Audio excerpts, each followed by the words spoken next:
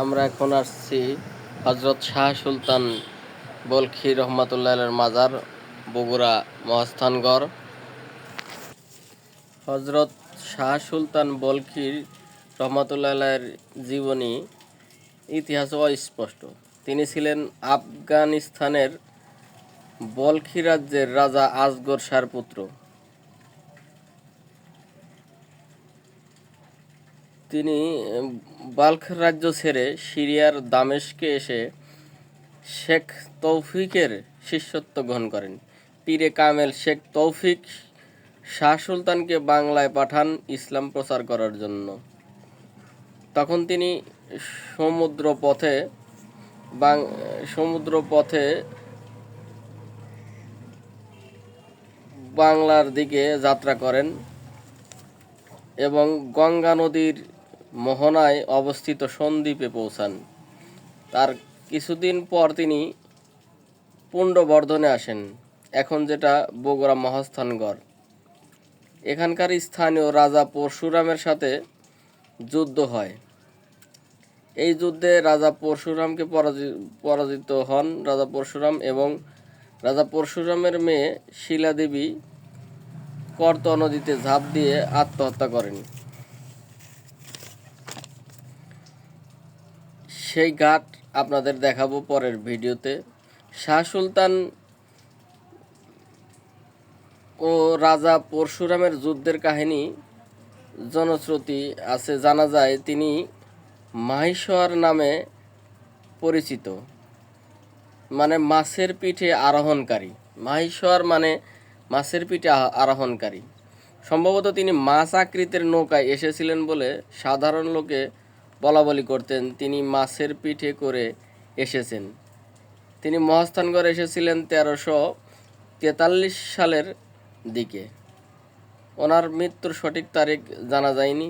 1885 সালে সম্রাট শাহজাহানের পুত্র আওরঙ্গজেবের শাসনামলে 3 জনের নামে সনদ জারি করে দেন। স্থায়ীভাবে খাজনা মুক্ত বা ভোগ দখলের অধিকার দেওয়া হয়। সেই 3 জন হচ্ছেন সৈয়দ মোহাম্মদ তাহির শাহ এবং সৈয়দ মোহাম্মদ আব্দুর রহমান, সৈয়দ মোহাম্মদ রেজা নামে 3 ব্যক্তি। অতএব এই দরগা বেশ পুরনো। স্থানীয় লোকজন শাহ সুলতানকে খুবই ভক্তি শ্রদ্ধা করতেন। প্রতিদিন বহু লোক শ্রদ্ধা জানানোর জন্য এই দরগায় আসেন।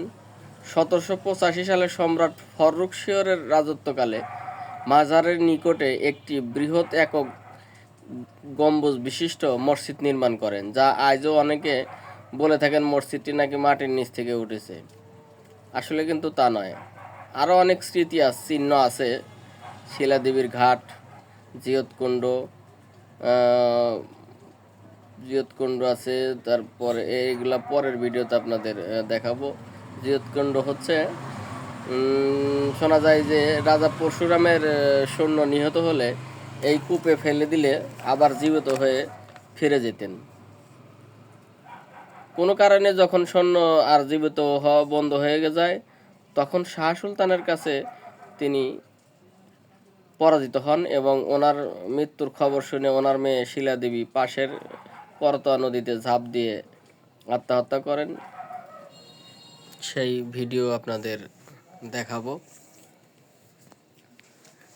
এখন আপনাদের দেখাচ্ছি দর্শনার্থী, প্রচুর দর্শনার্থী এখানে এসেছেন। প্রচণ্ড গরমে মানুষ ঘেমে যাচ্ছেন এবং ওনার হজরত শাহ সুলতান বলখি রহমাতুল্লাহের মাজার জিয়ারত করার জন্য এত ভিড়। ওনার কবর জিয়ারত করার জন্য এই যে লোকজন যাচ্ছে।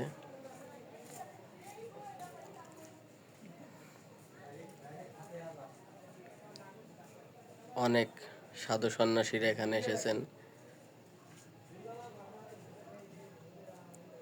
তবে এখানকার একটা বিখ্যাত খাবার আছে, নাম হলো কটকটি। বগুড়া মহাস্থানগড়ের সেই ঐতিহ্যবাহী বিখ্যাত খাবারের নাম হচ্ছে কটকটি। সেই কটকটি আপনাদের দেখাবো। বেলতলিতে আমরা গিয়েছিলাম হজরত সোলেমান ল্যাংটার মাজারে। সেখানেও প্রচণ্ড ভিড়, মানুষ আর মানুষ। তবে ওইখানকার বিখ্যাত হচ্ছে গামছা। যত দূর চোখ যায় শুধু গামছার দোকান, লাল গামছার দোকান। আর এইখানে দেখলাম কটকটির দোকান, যেটা ময়দা অথবা চাইলের গুড়ের সাথে মিশিয়ে বানানো হয়। সেই কটকটি, আপনাদের বিখ্যাত কটকটির দোকান আপনাদের দেখাবো। এখন এটা হচ্ছে ভান্ডারখানা। এখান থেকে খানা সরবরাহ করা হয়। অনেকেই ভিড় করে খানা সংগ্রহ করতেছেন।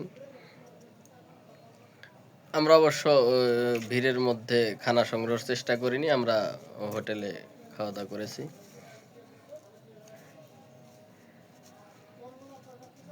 এই হচ্ছে ভান্ডারখানা।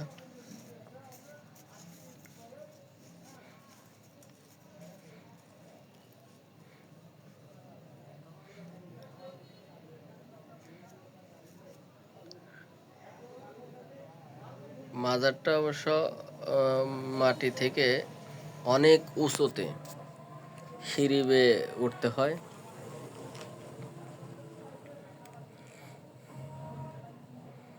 সারা রাত আমরা দেখেছি লোক আসতেছে, ভিড় শুধু বাড়ে, কমে না। এত মানুষ মাজারে আসে, জানি না কিসের আশায় এত মানুষ মাজারমুখী হচ্ছে। বর্তমানে যে কোনো মাজারেই গেলে দেখা যায় প্রচুর লোক, অসংখ্য লোক মাজারে আসে। বৃদ্ধ, যুবক, সব বয়সী মানুষ মাজারে আসতেছে।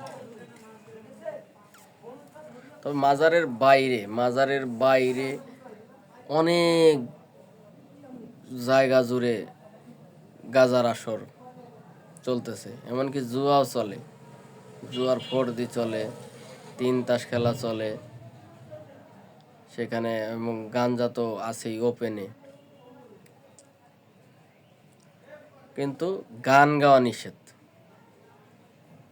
এখানে গান নিষেধ। আমরা ঢাকা থেকে কিছু মানুষ গিয়েছিলাম ভিডিও করার জন্য, ভিডিও করার জন্য, কিন্তু গান গাওয়া নিষেধ এখানে। গান গাইতে দেওয়া হয় নাই, গান নিষেধ, গান হারাম। কিন্তু এখানে গাঞ্জা হালাল, প্রকাশ্যে গাঞ্জা খাওয়ার আসর বসানো হচ্ছে, জুয়া খেলা হচ্ছে, জুয়ার ফর্দি, 3 তাস, সব খেলা চলতেছে, কিন্তু গান নিষেধ।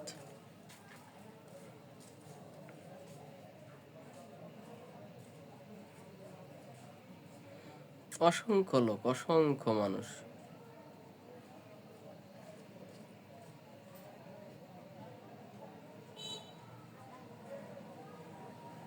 আমরা এখান থেকে এখন বেরোনোর চেষ্টা করতেছি।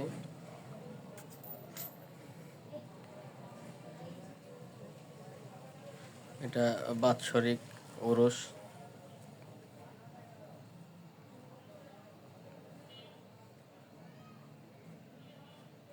এই যেখানে গাঞ্জার আসর, গাঁজা খাওয়া হচ্ছে। আমি একটু ভিডিও করতে, এই যে জুয়া চলতেছে, এখানে জুয়ার ফর্দি চলতেছে,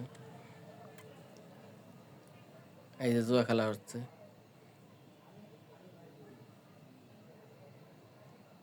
এই যে রাতের অন্ধকার, চারিদিকে শুধু গাঁজার আসর, গাঞ্জার আসর।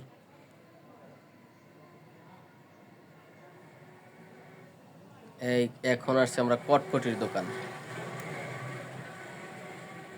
আমরা মেন ওরস থেকে বের হয়ে আসছি, এখন রাস্তার দিকে আমরা। এই হচ্ছে কটকটি, আপনাদের দেখাচ্ছি। বগুড়া মহাস্থানগড়ের বিখ্যাত সেই ঐতিহ্যবাহী খাবার কটকটি।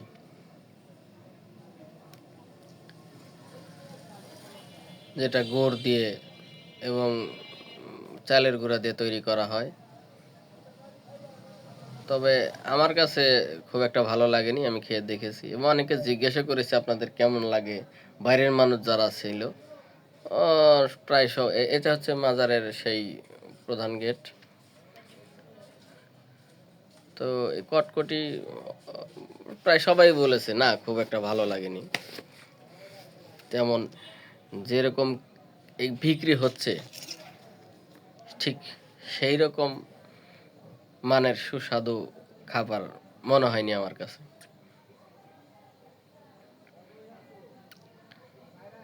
কটকটির দোকান, এখন আমরা ক্যামেরা যেদিকে ধরবো শুধু কটকটির দোকান, শুধু কটকটি, সাইনবোর্ডে লেখা কটকটি।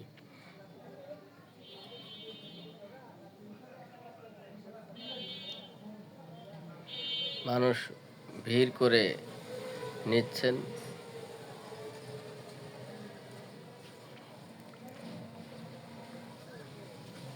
কটকটি রাত দিন 24 ঘন্টা এই কটকটি বিক্রি হচ্ছে। আমরা রাত 3টায় দেখেছি এবং এই ভোর 6টার সময় আমরা বাজার থেকে বের হয়ে যাচ্ছি, এখনও মানুষের কোনো কমতি নেই। কটকটির দোকানে ভিড়, এই সেই কটকটি। দেখতে আসলে লোভনীয় হলেও, মুখরোচক হলেও তেমন একটা সুস্বাদু বা স্বাদের খাবার আমার কাছে মনে হয় নাই।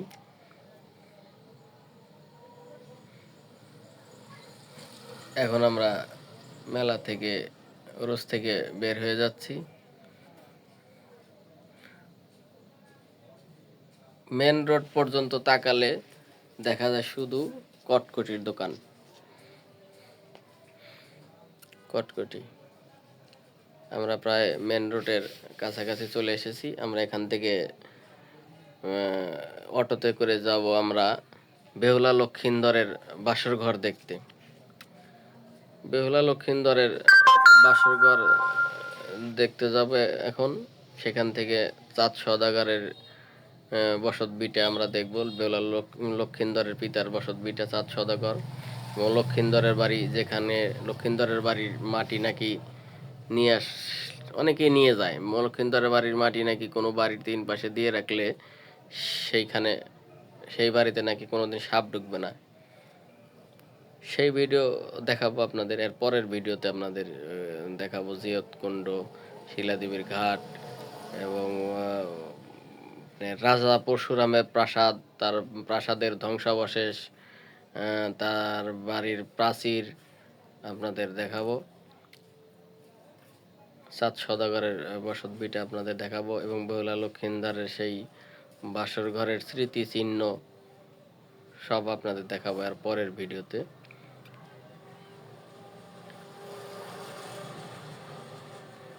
যদি ভালো লাগে সাবস্ক্রাইব করবেন, লাইক করবেন, কমেন্টস করবেন। যদি ভুল ত্রুটি হয়ে থাকলে বলবেন, শুধরে নেওয়ার চেষ্টা করব।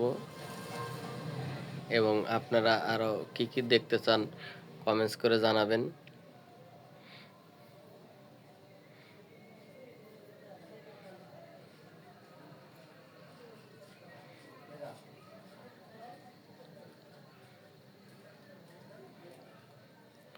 কটকটির দোকান আর শেষ হচ্ছে না, শুধু কটকটির দোকান, কটকটি।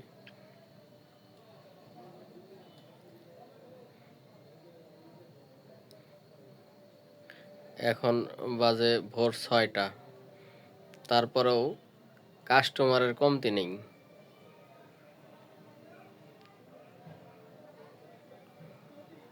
কটকটি এতটাই এই এলাকার মানুষের ভালো লাগে।